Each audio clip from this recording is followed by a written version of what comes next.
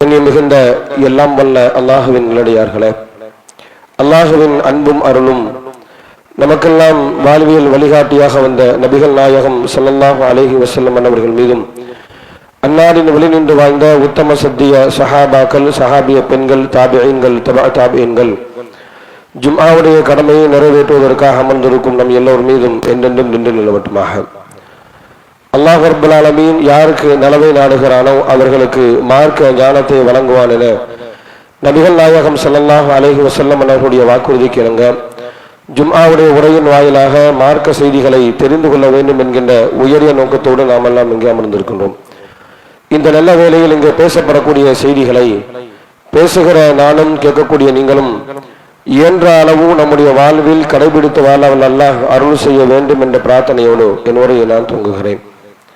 அல்லாஹுவின் நல்லடியார்களே, அல்லாஹ் ரப்பல் ஆலமீன் நமக்கு வழங்கி இருக்கக்கூடிய எண்ணற்ற அருள் கொடைகளில் மிக உன்னதமான அருள் கொடை இஸ்லாம் என்கின்ற வாழ்க்கை நெறி. இந்த வாழ்க்கை நெறியை கடைபிடிக்கக்கூடிய நாம் நம்முடைய வாழ்வியல் லட்சியம் நாளை மறுமையில் நரகம் தீண்டப்படாமல் சுவனம் என்கின்ற இறைவனின் மகத்தான பரிசை பெற வேண்டும் என்பதை தவிர்த்து வருவதும் இல்லை. நாளை மறுமையில் சொர்க்கம் செல்ல வேண்டும் என்பது உண்மையாக இருந்தால், அந்த சொர்க்கத்தை லட்சியமாக கொண்டு நாம் செயல்படுவது உண்மையாக இருந்தால், நம்முடைய செயல்பாடுகள் எவ்வாறு அமைய வேண்டும்? நாம் மறுமை என்கின்ற ஒரு வாழ்வை நம்பி இருக்கின்றோம்.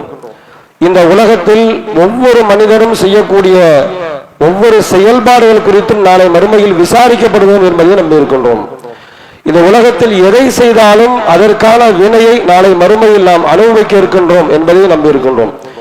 இந்த நம்பிக்கையில் நாம் உறுதியோடு இருந்தால் நம்முடைய செயல்பாடுகள் எப்படி இருக்க வேண்டும் என்று சொன்னால், தீமைகளில் இருந்து விலகியவர்களாக, இஸ்லாம் சொல்லக்கூடிய வணக்க வழிபாடுகளில் அதிகமான கவனம் செலுத்தியவர்களாக நம்முடைய செயல்பாடுகள் இருக்க வேண்டும். ஆனால் மறுமையை நம்பியிருக்கின்றோம், விசாரணை மன்றத்தை நம்பியிருக்கின்றோம், சொர்க்கம் நரகம் என்கின்ற ஒரு மகத்தான வாழ்வு இருக்கிறது என்பதை நம்பியிருக்கின்றோம். இப்படியெல்லாம் நம்பக்கூடிய நாம் நம்முடைய செயல்பாடுகளை மறுமை வாழ்வை நம்பாதவர்களுடைய செயல்பாடுகளோடு ஒப்பிட்டு பார்க்கின்ற பொழுது நமக்கும் அவருக்கும் எந்த ஒரு வித்தியாசம் இல்லை என்கின்ற அளவிற்கு பெரும்பாலான இஸ்லாமியர்களுடைய செயல்பாடுகள் அதிகமாக பாவச் செயல்களில் ஈடுபடக்கூடியவர்களாக நம்முடைய செயல்பாடுகளை பார்க்கிறோம். எந்த அளவிற்கு சொன்னால், இஸ்லாம் தடுத்திருக்கக்கூடிய, குறிப்பாக நாளை மறுமையில் அல்லாஹ்விடத்தில் மிகப்பெரிய அளவில் தண்டனைக்குரிய செயல் என்று சொல்லப்பட்ட பல்வேறு தீமைகளை ரொம்ப அலட்சியமாக சர்வசாதாரணமாக கடந்து செல்வதை பார்க்கிறோம். வட்டியாக இருந்தாலும், விபச்சாரமாக இருந்தாலும், போதையாக இருந்தாலும், பொய் பேசுவதாக இருந்தாலும், அவதூறு பரப்புவதாக இருந்தாலும், இப்படி ஒரு மனிதத்தில் இருக்கக்கூடாத நரகில் தள்ளக்கூடிய மிக மோசமான அனைத்து பண்பாடுகளும் மறுமையை நம்புகிறோம் என்று சொல்லக்கூடிய இஸ்லாமியர்கள்ட்ட இருக்கிறது, தொழுகையாளிகள்கிட்ட இருக்கிறது. 5 நேர தொழுகையை ஜமாத்தோடு முதல் வரிசையில் பேணக்கூடிய பல இஸ்லாமியர்களிடத்தில் இஸ்லாம் தவிர்க்க சொன்ன பல்வேறு தீய பண்புகள் இருக்கிறது. மறுமை லட்சியமாக நாம் கொண்டிருக்கிறோம் என்கின்ற நம்முடைய வார்த்தையில், நம்முடைய நம்பிக்கையில் நாம் உண்மையாளர்களாக இல்லை என்று சொன்னால், இந்த நம்முடைய மோசமான நிலைமைக்கான காரணம் என்ன என்று பார்க்கின்ற பொழுது நரகம் குறித்த விழிப்புணர்வு நமக்கு இல்லை. தீமை செய்தால் நாளை மறுமையில் ஏற்படக்கூடிய விளைவு என்ன, நரகத்தினுடைய கொடுமைகள் என்ன, என்னென்ன பாவ செயலுக்கு எப்படியெல்லாம் தண்டிக்கப்படுவோம் என்பது குறித்து, அந்த நரகத்தின் தண்டனை குறித்த விழிப்புணர்வும் அது குறித்த சரியான புரிந்துணர்வும் நமக்கு இல்லை. நபி தோழர்களுடைய வாழ்வோடு ஒப்பிட்டு பார்க்கின்ற பொழுது அந்த சஹாபாக்கள் ஆரம்பத்தில் இஸ்லாத்தை ஏற்றுக்கொள்வதற்கு முன்னால் அவர்கள் நிலை எப்படி இருந்தது? அவர்கள் அதே நிலையில் மரணித்தால் நரகம் என்கின்ற அளவில், நாம் இப்பொழுது சொல்லக்கூடிய கலாச்சார சீர்கேடுகள், மிக மோசமான பண்பாடுகள் என்று நாம் எதையெல்லாம் சொல்றோமோ இதையெல்லாம் மிகப்பெரிய அளவில் செய்யக்கூடிய மக்களாக அவர்கள் இருந்தார்கள். அவர்கள் இருந்த அதே நிலையில் மரணித்தால் அவர்களுக்கு நரகம்தான். அந்த நிலையில் இருந்து அவர்களை அல்லாஹ் மீட்டெடுத்தான். அல்லாஹ் சொல்றான், வகுந்தும் அலா ஸஃபா ஹுஃரத்தின் மினன்னார், நீங்கள் நரகின் விளிம்பில் நின்றீர்கள், ஃபஅன்கதகும் மின்ஹா, அல்லாஹ் அதிலிருந்து உங்களை பாதுகாத்தான். அப்படிப்பட்ட அந்த சமுதாயம் நாம் இன்று அவர்களை போற்றுகிறோம். திருமறை குர்ஆன் போற்றுகிறது. அல்லாஹ்வின் பொருத்தத்தை பெற்றவர்கள், அல்லாஹ்வும் அவர்களை பொருந்திக் கொண்டான் என்று சொல்லக்கூடிய அளவிற்கு வாழும் காலத்திலேயே அவர்கள் சோரத்துக்குரியவர்கள் என்று இறை தூதரால் நன்மாராயம் சொல்லப்படக்கூடிய அளவிற்கு அவர்களுடைய வாழ்க்கையில் மிகப்பெரிய மாற்றம் ஏற்பட்டதற்கான காரணம் என்னவென்று சொன்னால், இறைவனுடைய தண்டனை என்றால் எப்படி இருக்கும், நரகம் என்றால் எப்படி இருக்கும், அது குறித்த தெளிவான அறிவு அவர்கள்ட்ட இருந்துச்சு. நம்ம விரும்பின கேள்விப்படுகிறோம், அதை உணர்ந்து கொள்ள வேண்டிய விதத்தில் நாம உணரல, அதை புரிய வேண்டிய விதத்தில் நாம் புரியவில்லை. ஆனா சஹாபாக்கள் நரகம்னு அப்படின்னு நடுங்குவாங்க, அல்லாஹ்னு சொன்னாலே நடுங்குவாங்கல்ல. அல்லதீன இதா வுக்கிரல்லா, இறைவன் என்று அவர்களுக்கு சொல்லப்பட்டால் வஜ்ரத்து குலூபுகும், உள்ளங்கள் நடுங்கும்.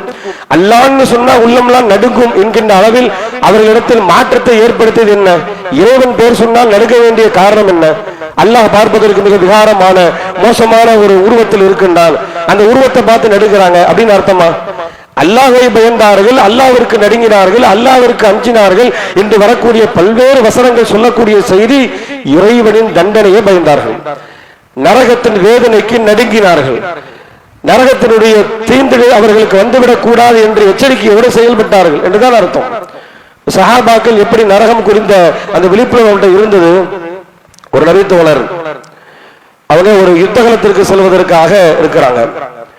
அந்த யுத்தகலத்திற்கு செல்வதற்கு முன்னால் அப்துல்லா இப்னு ரவாஹா அல் அன்சாரி என்று சொல்லக்கூடிய சஹாபி அவங்க முஅத்தா போர்க்களத்திற்காக தயாராக இருக்கிறாங்க. முஅத்தா போர்க்களத்துக்கு தயாராக இருக்கின்ற பொழுது அவர்கள் மாத்திரம் அழுது கொண்டு இருக்கின்றார்கள். ஓஹோ எபுக்கி, ரொம்ப நீண்ட நேரம் அழுதார்கள். சஹாபாக்கள்லாம் போர்க்களத்துக்கு தயாராக இருக்கிறாங்க. யுத்தகலம் என்று சொன்னால் நம்முடைய உயிருக்கு உத்தரவாதம் இல்லை, நாம் உயிரை இழப்பதற்காகத்தான் யுத்தகலத்திற்கு செல்கிறோம் என்கின்ற அந்த உறுதியோடு தான் எல்லாருமே யுத்தத்துக்கு போவாங்க. எல்லாருமே யுத்தத்துக்கு தயாராக இருக்கிறாங்க, உயிர் இழக்க தயாராக இருக்கிறாங்க. யாரிடத்திலும் எந்த ஒரு மாற்றமும் இல்லை, யாரும் அளவில்லை. ஆனால் ஒரே ஒரு நபி தோழர் அப்துல்லா இப்னு ரவாஹா என்று சொல்லக்கூடியவங்க அழுது கொண்டிருக்கின்றார்கள். அப்போ தன்னு அன்னஹு காயிஃபும் மினல் மௌதி ஃபில் ஜிஹாத், மக்கள்லாம் என்ன எண்ணிக்கிட்டாங்கன்னா, ஜிஹாதுல போய் உசுரை விட போறதா இல்லையா, இந்த உசுரை விட போறதுக்காக தான் அழுகிறாரு, உயிர் போக போகிறே என்கின்ற எண்ணத்தில் அழுகிறாரு அப்படின்னு விளங்கிட்டாங்க. விளங்கிக்கொண்டு அவங்க கேட்டாங்க, மா யுபுக்கி, ஏன் அழுகிறீங்க? அல்லாஹ்விற்காக உயிரை விடணும்னு வந்தாச்சு, அதற்காக எத்தனையோ நாம இழந்து விட்டோம், எத்தனையோ தியாகங்களை செய்து விட்டோம், உயிர் தியாகம் என்கின்ற உச்சபட்ச தியாகத்தையும் செய்வதற்கு துணிந்து விட்டோம். இப்படி இருக்கக்கூடிய நிலையில் உங்கள் அழுகைக்கான காரணம் என்ன? அவங்க சொல்றாங்க, அம்மா வல்லாஹி மாபி ஹப்பு துன்யா, உலகத்தின் மீது உள்ள நேசத்துல நான் அழுகல, உலகத்தை விட்டு பிரிய போறோமே, உலகத்தின் இன்பத்தை எல்லாம் இழக்க போகிறோமே, இனி திரும்ப உலகத்திற்கு வர முடியாது என்று சொல்லி நாம் எந்த உலகத்தை விட்டும் பிரிந்து போக இருக்கின்றேனோ அந்த உலகத்தின் மீது உள்ள பாசத்தால், அதனுடைய தேட்டத்தால் அதை இழக்க போகிறோம் என்கின்ற எண்ணத்தால் நான் அழவில்லை சொல்றாங்க. நான் ஏன் அழுகிறேன்? ولكني سمعت رسول الله صلى الله عليه وسلم يقرأ آية من كتاب الله يذكر فيها النار يقول الله عز وجل. சொல்றாங்க, அல்லாஹ்வுடைய தூதர் சொன்ன ஒரு வசனம் அது எனக்கு நினைவுக்கு வருகிறது. அந்த வசனம் தான் என்னை அள வைத்தது. அது என்ன வசனம்? சூரத்துல் மரியம் என்கின்ற அத்தியாயத்தினுடைய வசனம். வயும் மின்கும் இல்லா வாரிதுஹா கான அலா ரப்பிக ஹத்மம் மக்தியா. அல்லாஹ் ரப்பல் ஆலமீன் சொல்றா, சுவனத்திற்கு செல்லக்கூடிய யாராக இருந்தாலும் நரகத்தின் மீது ஒரு பாலம் அமைக்கப்படும். அந்த பாலத்தை கடக்காமல் யாரும் சொர்க்கம் செல்ல முடியாது. சொர்க்கத்தை செல்லக்கூடிய எந்த ஒரு சுவனவாசியாக இருந்தாலும் கட்டாயமாக அந்த பாலத்தை கலந்தாக வேண்டும். அந்த பாலம் எங்க அமைக்கப்பட்டிருக்கிறது? நரகத்தின் மேற்பரப்பில் அமைக்கப்பட்டிருக்கிறது. அல்லாஹ் ரப்பல் ஆலமீன் எல்லா மனிதரையும் அந்த பாலத்தில் ஏத்தாம இல்லை, கட்டாயமாக வந்து ஆக வேண்டும். நல்லா சொல்றான், கான அலா ரப்பிக்க ஹத்மம் மக்தியா, இறைவன் நிர்ணயித்த ஒன்று, அல்லாஹ் தீர்மானித்த ஒன்று. அந்த பாலத்தை கடந்து செல்லாமல் யாரும் சுவனம் செல்ல முடியாது. அந்த பாலம் குறித்து அல்லாஹ்வுடைய தூதர் விவரிக்கிறாங்க. அந்த பாலத்தினுடைய இரண்டு புறங்களிலும் கருவேல மரத்தினுடைய முற்களால் அது மேயப்பட்டிருக்கும். அதுல பாதைகள் கடக்கின்ற பொழுது அந்த பாதைகளை கடக்க விடாமல் அங்கு இரண்டு ஓரங்களிலும் இருக்கக்கூடிய கருவேல மரத்தினுடைய முற்களில் தீண்டல் அவரை கீழே தள்ளிவிடும். அல்லாஹ்வுடைய தூதர் சொல்றாங்க. அதே வேளையில் அந்த பாலத்தை கடக்கக்கூடியவர்கள்ல ஒவ்வொரு மனிதனும் ஒவ்வொரு வகையான வேகத்தில் செல்வார்கள். சிலர்கள் கண் இமைக்கக்கூடிய நேரத்தில் செல்வார்கள், சிலர்கள் மின் வெட்டக்கூடிய நேரத்தில் செல்வார்கள், சிலர்கள் ஒரு குதிரையின் வேகத்தில் செல்வார்கள், சிலர்கள் ஒரு மனிதன் அவருடைய முயற்சியால் எந்த அளவிற்கு வேகமாக ஓட முடியுமோ அந்த ஓட்டத்தால் சிலர்கள் செல்வார்கள். சிலர்கள் அவர் வேகமாக ஓட முற்படுவார்கள். ஆனால் அவர்கள் செய்த தவறுக்காக அந்த இரண்டு ஓரங்களிலும் இருக்கக்கூடிய அந்த கருவேல மரத்தின் முற்களால் அதனுடைய தீண்டி ஒருவேளை அவரும் கொஞ்சம் கொஞ்சமாக அந்த பாலத்தை கடந்து விடுவார்கள். இன்னும் சிலர்கள் பாவிகள் என்று நிர்ணயிக்கப்பட்டவர்கள், அவர்கள் அந்த பாலத்தை கடக்க முடியாமல் அந்த கோர முற்களுடைய அந்த தீண்டலுக்கு ஆளாகி நரகத்தில் விழுந்து விடுவார்கள். இப்படி எல்லாம் சொல்றாங்க. அந்த பாலம் எப்படி இருக்கும்னு விவரிக்கிறாங்க. விவரிக்கக்கூடிய அல்லாஹ்வுடைய தூதர் சொல்றாங்க, நான் சொன்னேன்ல, ஒவ்வொரு மனிதரும் ஒவ்வொரு வேகத்தில் செல்வார்கள். இந்த வேகத்தை தீர்மானிப்பது எது? அந்த பாலத்தை கடந்து செல்லக்கூடிய மக்கள், வேகமாக செல்லக்கூடியவங்க வேகமாக செல்வார்கள், நிதானமாக செல்லக்கூடியவங்க நிதானமாக செல்வார்கள். ஒவ்வொரு மனிதனின் வேகத்தை தீர்மானிப்பது யஜுர்ருஹு அமலுஹு, அவனுடைய அமல்தான் அவனுடைய வேகத்தை தீர்மானிக்கும் சொல்றாங்க அல்லாஹ்வுடைய தூதர். யார்கிட்ட எவ்வளவு அமல் இருக்கிறோ அந்த அமல்கள் அவருடைய வேகத்தை தீர்மானிக்கும். கண் இமைக்கக்கூடிய நேரத்தில் ஒருவர் சென்று விடுவார் என்று சொன்னால் அந்த அளவிற்கு அவர்கள் நல்லறங்கள் செய்திருப்பார்.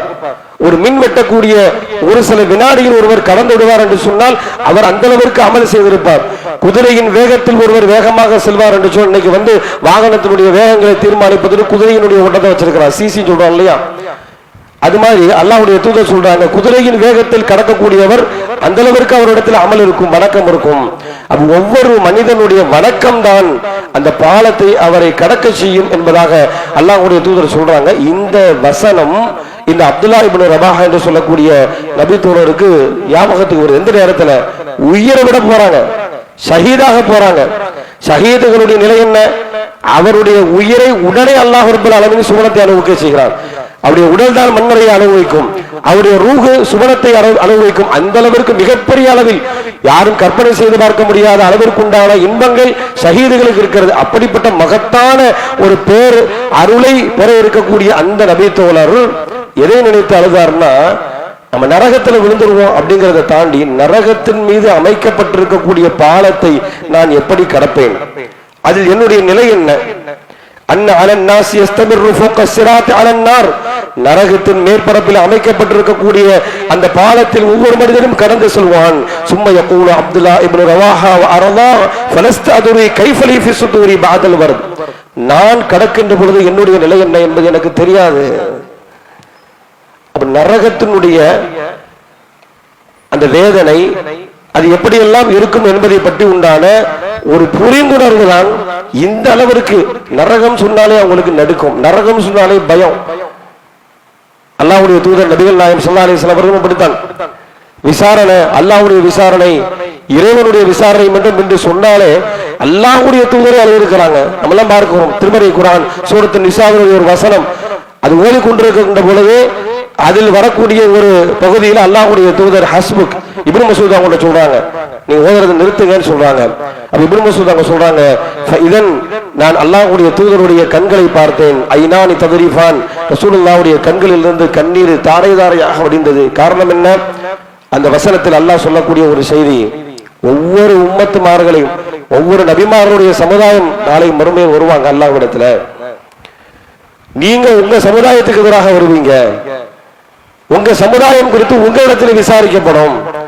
அப்ப என்னிடத்தில் என் சமுதாயம் குறித்து விசாரிக்கப்படக்கூடிய விசாரணை என்னுடைய நிலை என்ன என்பதை நினைத்து பார்க்கின்ற பொழுது நபிகள் நாயகம் ஸல்லல்லாஹு அலைஹி வஸல்லம் கண்ணீர் வடித்தார்கள். இதெல்லாம் எதனால ஏற்படுது அப்படின்னு சொன்னா, அல்லாஹ்வுடைய தண்டனைங்கிறது சாதாரணமானதல்ல. நம்ம இன்னைக்கு சாதாரணமா நினைச்சுக்கிட்டு இருக்கிறோம், கேட்கிறோம் நரகத்தினுடைய கொடுமை என்ன, அதனுடைய நரகத்துடைய வெப்பம் எப்படி இருக்கும், அதனுடைய குறைந்தபட்ச வேதனை எப்படி இருக்கும். அல்லாஹ்வுடைய தூதர் சொன்னாங்களா இல்லையா? நரகத்தினுடைய குறைந்தபட்ச வேதனை, ஒரு மனிதனுடைய இரண்டு பாதங்களிலும் நெருப்பாலான செருப்புகள் அணிவிக்கப்படும். ஒரு ஹதீஸ்ல ரசூலுல்லாஹ்வுடைய பெரிய தந்தை அப்படின்னு வருது, அபூ தாலிப்னு வருது. நெருப்பாலான செருப்புகள் அணிவிக்கப்படும். அந்த செருப்பை அணிந்த மாத்திரத்திலேயே அவர்களுடைய மூளை உருகி மேலையோடு வடியும். அதுதான் அல்லாஹ் சொல்றான், நாருல்லாஹில் மூக்கதா, இறைவன் மூட்டக்கூடிய நெருப்பு இருக்கிறது, அல்லது தத்தலிவு அலல் அஃஇதா. இன்னைக்கு மனுஷன் மூட்டக்கூடிய நெருப்புங்கிறது அவருடைய முடியை கருக செய்யும், அவருடைய தோலை பதம் பார்க்கும். ஆனால் இறைவன் மூட்டக்கூடிய நெருப்பு அது ஒரு மனிதனுடைய உடலில் பட்ட மாத்திரத்திலேயே அவருடைய இதயத்தை தாக்கும். அல்லாஹ் சொல்றார், அல்லது தத்தலிவு அலல் அஃஇதா, இதயத்தை தாக்கும். அந்த அளவுக்கு கடுமையான அல்லாஹ்வுடைய வேதனை. இந்த வேதனையில ஒரு மனிதன் அகப்பட்டு விடக் கூடாது என்று இருந்தால், ஒரு மனிதன் இந்த நரகம் தீண்டாமல் நாளை மறுமையில் சொர்க்கம் செல்ல வேண்டும் என்கின்ற லட்சியம் அவனுக்கு இருந்தால் அதான் வெற்றி. வெற்றினா இது நரகம் தீண்டாமல் சொர்க்கம் செல்வது. அல்ல அப்படிதான் சொல்றான்.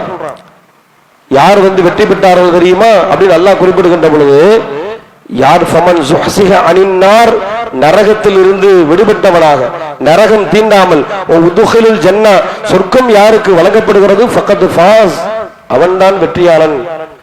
அந்த வெற்றி நமக்கு கிடைக்கணும்னு இருந்தா தீமையான காரியங்களை பாரதூரமாக பார்க்க பழகணும். சின்ன சின்ன தீமைகளை கூட மிகப்பெரிய பாவமாக யார் அதை கருதி அதிலிருந்து விலகுகிறானோ அவன் பெரும்பாவத்தில் அவன் லேசர் விழுந்துட மாட்டான். எத்தனை இஸ்லாமியர்களுடைய தனி மனித வாழ்க்கையை எடுத்து பாருங்க. ஒவ்வொரு மனிதனும் தனித்தனியாக பொது வாழ்க்கையில் மக்களுக்கு மத்தியில் அவன் நல்லவன், நல்ல பண்பாளன், நல்ல அகலாக்குரியவர், குணநலவாதி, அவ்வளவு மாதிரியான ஆள் இல்லை என்று யார் நம்மை பற்றி பேசினாலும் ஒவ்வொரு மனிதனும் தன்னளவில் நாம் எப்படி இருக்கிறோம் என்பதை ஒரு கணம் சிந்தித்து பாருங்கள். இஸ்லாம் சொன்ன பண்பாடுகள் நம்மிடத்தில் இருக்கிறதா? இஸ்லாம் சொன்ன குணநலங்கள் நம்மிடத்தில் இருக்கிறதா? பிறரிடத்தில் எவ்வாறு பேச வேண்டும், பிறரை பற்றி நாம் எவ்வாறு நினைக்க வேண்டும் என்பது போன்ற பிறர் சார்ந்த விஷயங்களில் நாம் எப்படி இருக்கிறோம். குறிப்பாக பொருளாதாரம். நிறைய இஸ்லாமிய மக்களிடத்தில் இருக்கக்கூடிய ஒரு மிகப்பெரிய ஒரு செயல் என்ன அப்படின்னு சொன்னா, இந்த இறைவன் சொல்லக்கூடிய சடங்கு ரீதியிலான இபாதத்துகள் விஷயத்துல தான் பேணுதலா இருப்பாங்க. தொழுகையில ரொம்ப பேணுதலா இருப்பாங்க. அதே நேரத்தில் வியாபாரம் செய்வார். இந்த வியாபாரம் வரும் பொழுது இதுல நாம அல்லாஹ் சொன்ன மாதிரி நடக்கலன்னா உலகத்திலும் நமக்கு மிகப்பெரிய அளவுல பொருளாதார இழப்பு ஏற்படும், அல்லாஹ்வின் பரக்கத்து போயிடும், மறுமையிலும் அல்லாஹ்விடத்தில் பதில் சொல்ல வேண்டும் என்கின்ற அந்த உணர்வோடு வியாபாரம் செய்யக்கூடிய இஸ்லாமியர்கள் எத்தனை பேர் இருக்கிறாங்க? ஏன்னா இன்னைக்கு காசு பணம் வந்துடுச்சுன்னா இவனுக்கு மறுமை மறந்து போயிடுது. அல்லாஹ் அப்படிதான் சொல்றான். நபிகள் நாயகம் ஸல்லல்லாஹு அலைஹி வஸல்லம் அவங்க அந்த நபி தோழர்களுக்கு மத்தியில பல்வேறு விஷயங்களை சொல்றாங்க. ஒரு நாள் ஃபஜ்ர் தொழுது விட்டு அல்லாஹ்வுடைய தூதர் அமர்ந்து இருக்கிறாங்க. ஃபஜ்ர் தொழுதுட்டு அமர்ந்த நபிகள் நாயகம் ஸல்லல்லாஹு அலைஹி வஸல்லம் அவங்க எப்போ சுபு தொழுது முடிச்சாலும் சூரியன் உதயமாக நினைக்க அதே இடத்துல இருப்பாங்க. ஆனா அன்றைக்கு நடைமுறைக்கு மாற்றமாக நபிகளாரோடு பல நபி தோழர்கள் உட்கார்ந்து இருக்கிறாங்க. அப்ப நபிகள் நாயகம் ஸல்லல்லாஹு அலைஹி வஸல்லம் அவங்க கேட்கிறாங்க, இன்னைக்கு நீங்க வளமைக்கு மாற்றமாக பள்ளிவாசல்ல அமர்ந்திருப்பதற்கான காரணம் என்ன அப்படின்னு கேட்கிறாங்க. அவங்க கேட்ட யாரும் பதில் சொல்லல. அல்லாஹ்வுடைய தூதரே பதில் சொல்றாங்க. என்ன பதில் சொல்றாங்க? அபூ உபைதத்துல் ஜர்ராஹ் என்கின்ற நபி தோழர் பஹ்ரைன்ல ஜிஸியா பொருளை வசூலிப்பதற்காக போயிருக்கிறாங்க. அது வரும், அதிலிருந்து நமக்கு ஏதாவது கிடைக்குங்கிற எதிர்பார்ப்போட இருக்கிற மாதிரி தெரியுது அப்படின்னு சொல்றாங்க. சொன்ன மாத்திரத்திலே எல்லா நபி தோழர்களும் கொஞ்சம் புன்முறுவல் பூத்தவர்களாக, நாம் யார சொல்லலாம், அதுதான் வேற என்ன காரணம் அப்படின்னு சொல்றாங்க. அதுக்கு தான் உட்கார்ந்து இருக்கிறோம். ஃபஜ்ர் தொழுதுட்டு உட்கார்ந்து இருக்கிறாங்க. நாம இப்படி வழங்கிடக்கூடாது, அதனாலதான் சுபு தொழுகைக்கு வந்தாங்க அப்படின்னு நம்மள மாதிரி கிடையாது. அவங்க நம்ம இடத்துல சுபு தொழுகை அப்படிங்கிறது சீசன்ல இருந்து நம்ம தொழுகைக்கே வருவோம். நோம்புன்னா சுபு தொழுகை கரெக்டா வந்துடும். அரபாவுடைய நோம்பு, ஆசுராவுடைய நோம்புனா பாருங்க ஃபஜ்ருக்கு நிறைய மக்கள் இருப்பாங்க. அந்த மாதிரி ஏதாவது சந்தர்ப்பம் கிடைச்சா மட்டும்தான் நாம வணங்கக்கூடியவங்களா இருப்போம். ஆனா சஹாபாக்கள் அப்படி இல்லை. அவங்க சுபு தொழுகைக்கு எப்பவுமே வருவாங்க. அன்னைக்கு வளமைக்கு மாற்றமா நடந்த நிகழ்வு என்னன்னா, ரசூலுல்லாஹ்வோட அவங்களும் சேர்ந்து பள்ளிவாசல்ல உட்கார்ந்து இருக்கிறாங்க. வந்தவங்க வீட்டுக்கு திரும்ப போகல. அப்ப ரசூலுல்லாஹ் கேட்கிறாங்க, இந்த அபூ உபைதாவுடைய ஜிஸியாவுடைய பொருளை உங்களுக்கு நான் பங்கிட்டு கொடுப்பேன், அது நமக்கு கிடைக்குங்கிற எதிர்பார்ப்போட நீங்க அமர்ந்திருக்கிற மாதிரி தெரியுது. அப்படிங்கும் பொழுதுதான் சஹாபாக்கள் நாம் யார சொல்லலாம், அதுக்கு தான் நாங்க அமர்ந்திருக்கிறோம் அப்படின்னு சொன்ன மாத்திரத்திலே அல்லாஹ்வுடைய தூதர் நபிகள் நாயகம் ஸல்லல்லாஹு அலைஹி வஸல்லம் சொல்றாங்க, லல் ஃபக்ர அஹ்ஸா அலை, வறுமையை பயப்படவில்லை. வறுமை காசு பணம் இல்லாம, சாப்பாட்டுக்கு வழி இல்லாம, உடுத்த ஆடை இல்லாம மிகப்பெரிய நெருக்கடி ஏற்பட்டு இஸ்லாத்துல இருக்கிறதுனாலதான் நமக்கு இந்த மாதிரியான பிரச்சனை எல்லாம் ஏற்படுது, இஸ்லாத்துல இருக்கிறதுனாலதானே இந்த வறுமை, இஸ்லாத்துல இருக்கிறதா இந்த அடக்குமுறை என்றெல்லாம் நீங்கள் அதற்கு பயந்து இந்த வறுமையால் இஸ்லாத்தை விட்டு வெளியில வருவீங்கன்னு நான் பயப்படல. உலாக்கின் அஹ்ஸா அலைக்கும், நான் உங்கள் விஷயத்தில் பயப்படுவது உங்களுக்கு முன்வாழ்ந்த மக்களுக்கு இந்த துன்யா விசாலமாக்கப்படுச்சு, பொருளாதாரம் அதிகமாக வழங்கப்பட்டது. அந்த பொருளாதாரத்தினுடைய மோகம், உலகத்தினுடைய இன்பங்கள், உலகத்தினுடைய ஆசாபாசங்கள் எல்லாம் அதிலேயே மூழ்கியவர்களாக அவர்கள் மார்க்கத்தை விட்டு வைத்தாங்க. அவர்கள் அழிந்தது போன்று நீங்களும் அழிந்து விடுவீர்களோ என்று நான் பயப்படுகிறேன் என்பதாக நபிகள் நாயகம் ஸல்லல்லாஹு அலைஹி வஸல்லம் சொன்னாங்களே. இன்னைக்கு அந்த விஷயத்துல, காசு பணம் விஷயத்துல ஒவ்வொரு மனிதனும், ஒரு முதலாளி கீழ் தொழில் செய்யக்கூடிய ஊழியனாக இருக்கக்கூடியவனாக இருந்தாலும் சரி, அது 10 பேரை வைத்து வேலை வாங்கக்கூடிய முதலாளியாக இருந்தாலும் சரி, அது தனியாக தொழில் செய்யக்கூடியவராக இருந்தாலும் சரி, யாராக இருக்கட்டும், நம் கையில் வரக்கூடிய பொருளீட்டல் பொருளாதாரம் அது இறைவன் அனுமதித்த வகையில் தான் நாம் பொருளீட்டுகிறோமா என்கின்ற எண்ணம் நம்ம எத்தனை பேருக்கு இருக்குது? அது யாராவது சிந்திச்சு பார்த்தோமா? இந்த விஷயத்துல எல்லாருமே தொழாதவனும் பள்ளிவாசலுக்கு வராதவனும் பள்ளிவாசல முதல் வரிசையில் நின்று தொழக்கூடியவனும் இந்த விஷயத்துல நீண்ட நாளும் ஒண்ணு என்கின்ற அளவில் இருக்கிறதா இல்லையா? நான் ஏன் தொழுகையை காரணமா சொல்றேன்னா, தொழுகையாளிகளுக்கு ஓரளவு இறைவனுடைய சிந்தனை இருக்கும், அல்லாஹ்வுடைய பயம் இருக்கும். அப்படிதான் அல்லாஹ் சொல்றான், என்னை நினைவு கூறுவதற்காக தொழுகையை நிலைநாட்டுங்கள். இறை நினைவு சொன்னாலே தொழுகை தான். தொழுகையை ஒரு மனிதன் சரியாக பேணக்கூடியவர் எப்படிப்பட்ட இறை நினைவில் இருப்பார்? அவர் எங்கு சென்றாலும் அல்லாஹ்வுடைய சிந்தனை, அவர் எந்த சூழலில் இருந்தாலும் இறைவனை பற்றி உண்டான பயம், அவர் எப்பேற்பட்ட நிலையில் இருந்தாலும் அல்லாஹ் நம்மை தண்டித்து விடக்கூடாது, இறைவன் தடுத்த தீமையில் நாம் விழுந்து விடக்கூடாது என்கின்ற எண்ணம் இது யாருக்கு ஏற்படும்? தொழுகையாளிகளுக்கு ஏற்படும். அப்படிப்பட்ட தொழுகையாளிகள் கூட பொருளாதாரத்துல இதெல்லாம் யாருங்க இந்த காலத்தில் பாக்குறது? போய் பேசாம வியாபாரம் பண்ண முடியுமா? ஏமாத்தாம வியாபாரம் பண்ண முடியுமா? வியாபாரம்னு சொன்னாலே ரெண்டுமே அதை நீக்கிட்டு வியாபாரத்தை பார்க்க முடியாத என்கின்ற அளவில் நாம் இருக்கிறோமே. காரணம் என்ன? இறைவனை விசாரிப்பானே, நம்ம இந்த மாதிரி பொருளீட்டம் சொன்னா மறுமையில நம்ம நரகில் தள்ளி விடுவானே, நாம் சேர்க்கக்கூடிய எல்லாமே நரகத்தின் நெருப்புகள் என்கின்ற பயம் நமக்கு இருக்கிறதா? அல்லாஹ் சொல்றான்ல, பொருளீட்டுல அதிகமா மனிதன் நேசிக்கின்றான், அதிகமா நம்ம சேர்க்கணுங்கிற எண்ணம் அவனுக்கு இருக்கிறது. அல்ஹாக்குமுத் தகாசுர் ஹத்தா ஸுர்துமுல் மகாபிர், அதிகமாக பொருளீட்ட வேண்டும் என்கின்ற அந்த பேராசை மன்னரையை சந்திக்கின்ற வரையிலும் மனிதனுக்கு ஏற்படும். அல்லாஹ் சொல்றானே, அந்த மாதிரி இன்னைக்கு பெரும்பாலான இஸ்லாமியர்கள் இந்த விஷயத்துல அப்படி இருக்கிறது. நிறைய விஷயங்கள் நம்ம இடத்துல இருக்கக்கூடிய தீமைகள்ல, பல்வேறு தீமைகள்ல இந்த தீமை இருக்குது, இது நம்முடைய உலக வாழ்க்கையிலும் மிகப்பெரிய பாதிப்பை ஏற்படுத்தும். நாளை மறுமையிலும் அல்லாஹ்விடத்தில் நாம் பொருளீட்டிய பொருளாதாரம் தேடிய ஒவ்வொன்றுக்கும் அல்லாஹ்ட்ட பதில் சொல்லி ஆகணும். எப்படி சம்பாதித்தோம், எப்படி செலவு பண்ணோம், அது ஹலாலா ஹராமா, இன்னைக்கு எந்த ஒரு பொருட்படுத்தலும் இல்லாத நிலையில் நம்ம இடத்துல இருக்குதா இல்லையா? சஹாபாக்கள் இப்படி இருந்தாங்கன்னு பாருங்க. அப்துல் ரஹ்மான் பின் அவுஃப் என்கிற நபி தோழர், அவங்க நபிகள் நாயகம் ஸல்லல்லாஹு அலைஹி வஸல்லம் அவங்களுடைய மனைவிமார்கள்ல ஒரு மனைவியான உம்மு சலமா அவங்கள்ட்ட வர்றாங்க. உம்மு சலமா அவங்கள்ட்ட வந்து ஒரு சந்தேகத்தை கேட்கிறாங்க. உம்மு சலமா அவர்களே, யா உம்முல் முஃமினீன் இன்னி அக்ஷா அன் அகூன கத் ஹலத்து இன்னி மின் அக்ஸர் குரைஷின் மாலன், குறைஷிகள்ல அதிகமான பொருளாதாரம் எனக்கு இருக்குது, குறைஷிகள்ல கொஞ்சம் அதிகமான செல்வம் எனக்கு இருக்குது, அந்த செல்வத்தாலேயே நான் அழிஞ்சு போயிடுவோன்னு நான் பயப்படுறேன். யார்கிட்ட சொல்றாங்க? உம்மு சலமா ரலியல்லாஹு அன்ஹா சொல்றாங்க, அந்த செல்வத்தால் நான் அழிந்து போயிடுவேனோ, நான் நாசமாயிருவேனோ அப்படிங்கிற பயம் எனக்கு இருக்குது. இப்ப பொருளாதாரத்துல கொஞ்சம் செழிப்போட இருக்கக்கூடிய எந்த ஒரு இஸ்லாமியனா இருந்தாலும் சரி, நான் செழிப்பாக இருக்கிறேன், ஆனா இது என்னுடைய மறுமை வாழ்வை நாசமாக்கிடுமோங்கிற எண்ணம் யாருக்காவது வந்திருக்குமா? யாருக்காவது அந்த எண்ணம் வந்திருக்குமா? காசு பணம் இருக்குது, பிறரை காட்டிலும் அல்லாஹ் மிக செழிப்பா என்ன வச்சிருக்கிறான், ஆனால் இதுவே என்னுடைய மறுமை வாழ்வை நாசமாக்கக்கூடியதா ஆகிவிடுமோ என்ற பயம் யாருக்காவது இருந்திருக்குமா? அந்த நபி தோழருக்கு இருந்தது. கேட்கிறாங்க, அவருடைய ரசூலுல்லாஹ்வுடைய மனைவியான உம்மு சலமா அவங்களை கேட்கிறாங்க. அப்ப உம்மு சலமா அவங்க சொல்றாங்க, என்னுடைய அருமை மகனே, அவங்க வந்து உம்மஹாத்துல் முஃமினீன் தானே, அவங்க சொல்றாங்க, அருமை மகனே, உனக்கு அந்த பயம் இருந்தது என்று சொன்னா, உன்னுடைய பொருளாதாரம் உன் மறுமை வாழ்வை நாசமாக்கி விடுமோ என்கின்ற அச்சம் உனக்கு இருந்தது என்று சொன்னால், அன்ஃபிக், நீ தர்மம் செய், இறைவழியில தர்மம் செய் அப்படின்னு சொல்றாங்க. தர்மம் செய்யன்னு சொல்லிட்டு அடுத்து ஒரு வார்த்தை சொல்றாங்க, ஃபஇன்னி சமிஅது ரசூலுல்லாஹி ஸல்லல்லாஹு அலைஹி வஸல்லம் யகூல் இன்ன மின் அஸ்ஹாபி மல்லா யரானி பஅத அன் உஃபாரிகஹு, என் நபி தோழர்கள்ல சிலர்கள் என் மௌத்துக்கு பிறகு என்னை பார்க்க முடியாம போயிடுவாங்க அப்படின்னு ரசூலுல்லாஹ் சொன்னாங்க. ரெண்டு செய்தி, உன்னுடைய பொருளாதாரம் உன்னை நாசமாக்கிடும், நீ பயந்தன்னா செலவழித்து பொருளாதாரத்தை இறைவழியில் தர்மம் செய். நமக்கு அல்லாஹ் கொடுத்திருக்கக்கூடிய பொருளாதாரம் செல்வம் என்பது சோதனை அப்படின்னு அவங்க புரிஞ்சிருந்தாங்க.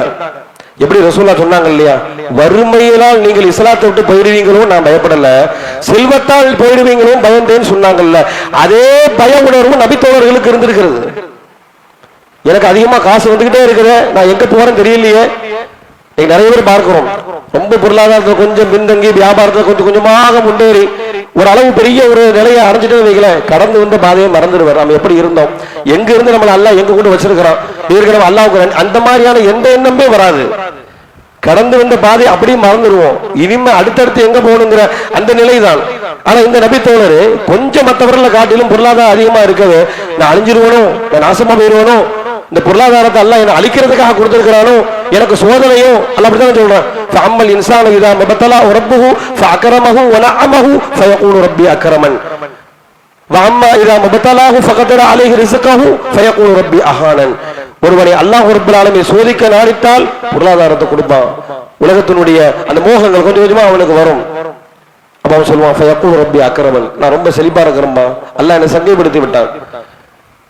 அம்மல் இன்சா இதா மபதலாஹு ஃபகதர அலைஹி ரிஸ்கஹு, கொடுத்ததை கொஞ்சம் சுருக்கிட்டோம் அப்படின்னு சொன்னா ஃபயகூலு ரப்பி அஹானன், அல்லாஹ் என்னை இழிவுபடுத்தி விட்டான். மனிதன் இறைவன் கொடுப்பதையும் இறைவன் எடுப்பதையும் எப்படி அவன் நினைக்கிறான்னா, அல்லாஹ் அவனை சங்கப்படுத்திட்டான், அல்லாஹ் அவனை இழிவுபடுத்திட்டதாக நினைக்கிறான். ஆனா இறைவனுடைய பார்வையில் இரண்டுமே சோதனை. இன்னும் சொல்ல போனால் இந்த இரண்டு சோதனையில் அல்லாஹ்வுடைய தூதர் எதை பயந்தாங்க? வறுமையும் சோதனை, செழுமையும் சோதனை. இந்த ரெண்டு சோதனையில அல்லாஹ்வுடைய தூதர் பயந்த சோதனை வறுமை இல்ல, செழுமை. காசு அதிகமா வந்துருச்சுன்னா அதுதான் உங்களை கொஞ்சம் கொஞ்சமாக ஈமானை விட்டும் வெளியேற செய்து விடுமோ என்று அஞ்சுகிறேன்னு சொன்னாங்கல்ல. அந்த அச்ச உணர்வு நபி தோழர்களுக்கு இருந்தது என்பதற்கான சான்று இந்த நபி தோழர் சொல்றாங்க. என் காசு பணம் நான் எங்க போகணும் தெரியல, எனக்கு பயமா இருக்கிறது அப்படின்னு நினைக்கிறாங்க. தர்மம் செய்யுங்கள். தர்மம் உங்களுடைய பொருளாதாரத்தை தூய்மைப்படுத்தும். தூய்மையான பொருளாதாரம் உங்களுடைய வாழ்வில் வந்தால் அது உலகிற்கும் நன்மை, நாளை மறுமையிலும் நன்மை. மறுமையிலும் நன்மை, சதகத்துல் ஜாரியா, அப்படிப்பட்ட நிலை உங்களுக்கு ஏற்படும். இந்த செய்தியை உணர்த்துறாங்க உம்மு சலமா. அதோட சேர்த்து சொல்றாங்க, அல்லாஹ்வுடைய தூதர் சொன்னாங்க, சிலர்கள் நாளை மறுமையில நபிகள் நாயகத்துடைய மௌத்துக்கு பிறகு மறுமையில அவங்களை பார்க்காம போயிடுவாங்க அப்படின்னு சொன்னாங்க.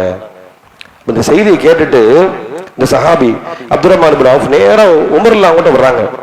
சொல்றாங்க, ஃபஅதைது உமரன் ஃபஅக்பர்துஹு, நான் உமர்ல அவங்கள்ட்ட இந்த செய்தியை சொன்னேன். நான் உம்மு சலமாட்ட ஒரு சந்தேகம் கேட்டேன் பொருளாதாரம் குறித்து. சொன்னாங்க. அதோடு சேர்த்து இன்னொரு செய்தியும் சேர்த்து சொன்னாங்க, ரசூலுல்லாஹ்வுடைய மௌத்துக்கு பிறகு சபீ தோழர்கள் சிலர்கள் ரசூலுல்லாஹ்வை பார்க்க முடியாம போயிருவாங்கன்னு சொன்னாங்க.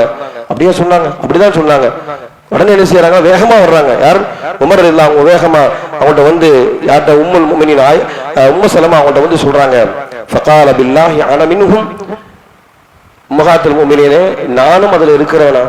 ரசூலுல்லாஹ்வுடைய மௌத்துக்கு பிறகு சிலர் மறுமையில ரசூலுல்லாஹ்வை சந்திக்க முடியாம நிலைமை ஏற்பட்டுரும் அப்படின்னு ரசூலுல்லாஹ் சொன்னதாக சொல்றீங்கல்ல, என்னை பொறுத்தவரையில நீங்க என்ன பார்த்த வகையில நான் அப்படி இருக்கிறேனா? எனக்கு அப்படிப்பட்ட நிலைமை ஏற்படுமா அப்படின்னு கேட்கிறாங்க. உடனே அவங்க சொல்றாங்க, அல்லாஹும்ம லா, இறைவா நீ அப்படி கிடையாது, நாங்க பார்த்த வகையில அப்படி கிடையாது. வலாக்கின் உபர்ரிஉ அஹதன் பஅதக, உங்களுக்கு பிறகு வேற யாருக்கு அந்த உத்தரவாதம் கொடுக்க மாட்டேன்றாங்க. நீங்க நான் பார்த்த வரையில் அப்படி இல்லை. அதாவது மௌத்துக்கு பிறகு ரசூலை சந்திக்க முடியாத நிலைமை ஏற்படும் அப்படின்னு சொன்னா அது என்னன்னா, அவருடைய மௌத்து வேலையில செய்யக்கூடாத தவறுகளை எல்லாம் செய்து எது ஒரு மனிதரை நரகத்தில் தள்ளி விடுமோ அப்படிப்பட்ட அனைத்து தீமைகளையும் செய்து ஒருவர் நரகம் சென்று விடுவார். நரகம் சென்றவர் ரசூலா பார்க்க முடியுமா? பார்க்க முடியாது.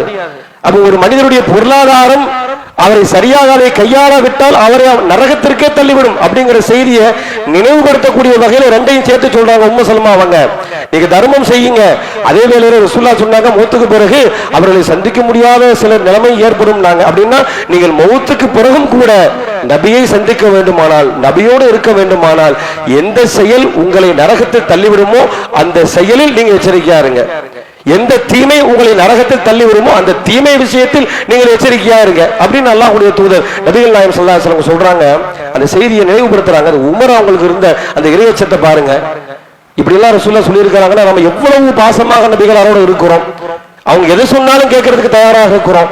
அவங்களுக்கு உயிரை இழக்க தயாரா இருக்கும். இப்படிப்பட்ட நிலையில் இருக்கக்கூடிய எனக்கு மௌத்துக்கு பிறகு ரசூலை சந்திக்க முடியாத நிலை ஏற்படுமோ அப்படின்ற எண்ணமும் பயமும் இருந்தது. இது மாதிரியான ஒரு மிகப்பெரிய பக்குவமிக்க ஒரு நபி தோழர்களாக அல்லாஹ்வுடைய தூதர் அவர்களை உருவாக்கியதனுடைய பின்னணி என்னன்னு சொன்னா, எல்லாமே மறுமைக்கு பிறகு ஒரு வாழ்க்கை இருக்குப்பா, எப்பனாலும் மூத்து வந்துடலாம், உலகம் நிரந்தரம் இல்ல, எப்பவும் மூத்து வந்துடலாம், நீ அல்லாஹ்வை பயந்து வாழ்ந்துக்கோ.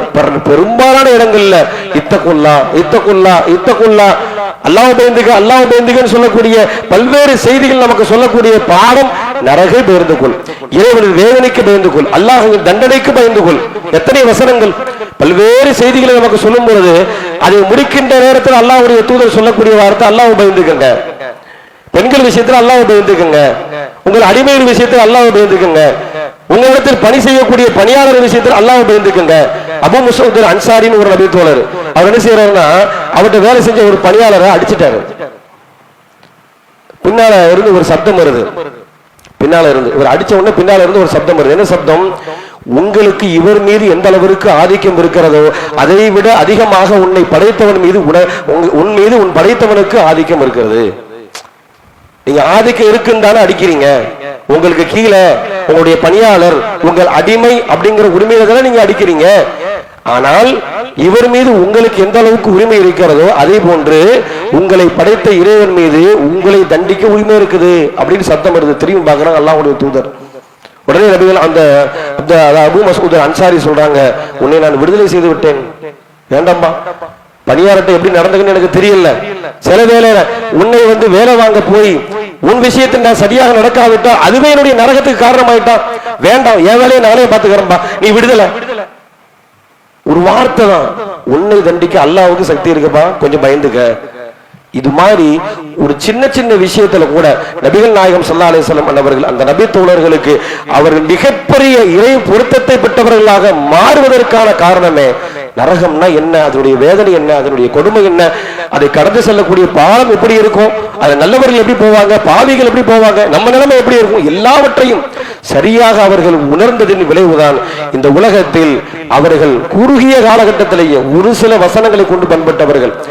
நபிகள் நாயகம் ஸல்லல்லாஹு அலைஹி வஸல்லம் அவர்களுக்கு குர்ஆன் முழுமையாக வழங்கப்பட்டு இஸ்லாம் முழுமையடைவதற்கு முன்னாலேயே ஒரு சில வசனங்களை கொண்டுமே இஸ்லாத்தை ஏற்றுக்கொண்டு வாழ்க்கை நெறியாக கடைபிடித்த எத்தனையோ நபி தோழர்கள் வாழும் பொழுதே அல்லாஹ்வின் தூதரால் இவர் சுவனவாசி என்று சொல்லக்கூடிய அளவிற்கு அவர்களுடைய வாழ்க்கையை மாற்றியது எதுன்னு சொன்னா இந்த பயம், மறுமை பயம், நரகத்தின் குறித்த பயம். அந்த பயமும் அந்த உணர்வும் நமக்கு அதிகமாக இருந்தது என்று சொன்னால் நாம் வாழக்கூடிய இந்த காலகட்டத்தில் எப்பேற்பட்ட கலாச்சார சீர்கேடுகள் ஏற்பட்டாலும் சரிதான், உலகத்தினுடைய மோகங்கள் எப்படித்தான் நம்மை ஈர்த்தாலும் சரிதான், ஒரு கணம் அல்லாஹ்வின் தண்டனை என்கின்ற அந்த சிந்தனை தான் தீமையிலிருந்து நம்மை தற்காத்துக் கொள்ளக்கூடிய கேடயம். எனவே அந்த கேடயத்தை சரியாக பயன்படுத்தி இந்த உலகத்தில் இறைவனும் இறை தூதரும் காட்டித் தந்த அடிப்படையில் வாழ்ந்து மரணிக்க வேண்டும். அப்படிப்பட்ட நன்மக்களாக உள்ள இறைவன் உங்களையும் என்னையும் கேள்விப்படுவானாக.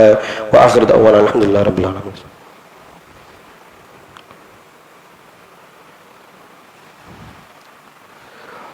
இன்னல் ஹம்துலில்லாஹ். கண்ணியத்திற்குரிய எல்லாம் வல்ல அல்லாஹ்வின் அடியார்களே, நரகில் இருந்து விடுதலை பெற்று நரக ஜுவாலை தீண்டாமல் சுவனம் செல்லக்கூடியவர்களே வெற்றியாளர்கள் என்று இறைவன் சொல்கிறான். அப்படிப்பட்ட வெற்றியை பெற்றுத் தருவதற்கான பல்வேறு செயல்பாடுகளை திருமறை குர்ஆன் நமக்கு சொல்கிறது. ஒரு இடத்தில் அல்லாஹ் ரப்பல் ஆலமீன் சொல்கின்றான், யா அய்யுஹல்லதீன ஆமனு, இறை விசுவாசிகளே, ஹல் அதுல்லுக்கும் அலா திஜாரா, உங்களுக்கு நான் ஒரு வியாபாரத்தை கட்டத்தரட்டுமா, துன்ஜீக்கும் மின் அதாபின் அலீம், கடுமையான இறைவனின் வேதனையில் இருந்து உங்களை தற்காத்துக் கொள்ளக்கூடிய வியாபாரம். இறைவன் ஒரு வியாபாரத்தை மனிதனுக்கு கற்றுக் கொடுக்கிறான். இன்னைக்கு மனிதன் வியாபாரம் செய்கிறோம், எல்லாருமே வியாபாரம் செய்கிறோம். வியாபாரம் எதற்காக? வறுமையிலிருந்து தன்னை தற்காத்துக் கொள்வதற்காக, யாரிடத்திலும் கையேந்தாமல் இருப்பதிலிருந்து என்னை தற்காத்துக் கொள்வதற்காக, என் பசியிலிருந்து என்னை தற்காத்துக் கொள்வதற்காக, உலகத்தின் தேவைகளை பூர்த்தி செய்து கொள்வதற்காக உலகியல் ரீதியான வியாபாரம். இறைவன் சொல்லக்கூடிய வியாபாரம் என்ன தெரியுமா? துன்ஜீக்கும் மின் அதாபின் அலீம், கடுமையான இறைவனின் வேதனையிலிருந்து உங்களை தற்காத்துக் கொள்ளக்கூடிய வியாபாரம்.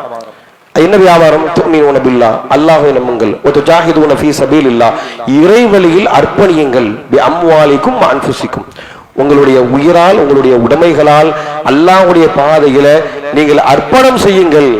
அந்த அர்ப்பணிப்பு இருக்கிற அதுதான் நாளை மறுமையில் உங்களை நரகத்திலிருந்து பாதுகாக்கும் அப்படின்னு சொன்னாங்க. அந்த அளவிற்கு நபி தோழர்கள் அவர்கள் வாழ்ந்த காலகட்டத்தில் ஏதோ கொஞ்சம் பொருளாதாரமாக இருந்தாலும் சரிதான், தனக்கே இல்லாவிட்டாலும் சரிதான், இல்லைன்னு யார் வந்தாலும் தூக்கி கொடுத்துருவாங்க.